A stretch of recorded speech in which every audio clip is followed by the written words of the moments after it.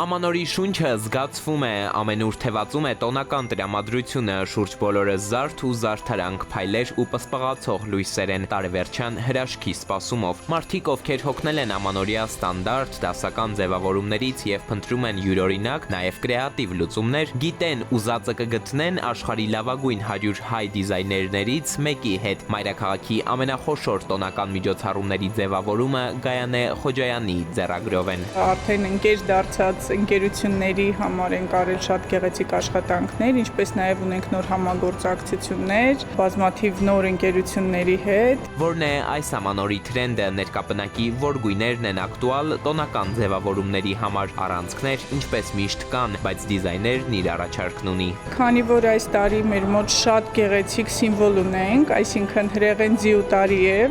այդ իսկ պատճառով շատերը ցանկացան, որ այդ գեղեցիկ կենդանին զարդարի իրենց ամանորյա եղևնիները, տան դեկորները, ընկերությունների հիմնական սրահները եւ այլն,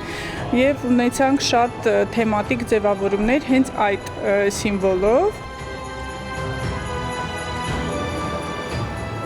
Այս տարի ակտուալ են տաք գույները, այսինքն կարմիրը, տաք ոսկե գույնը, կանաչի ավելի խորը երանգները, դրանք շատ ակտուալ են,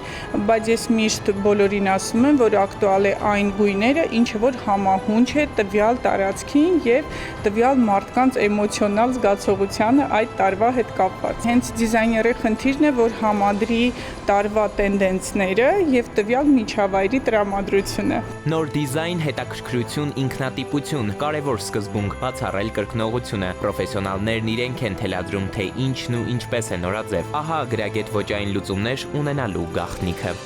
Էդվարդ Պողոսյան, Վահրամ Ավոյան, ժամը լրատվական։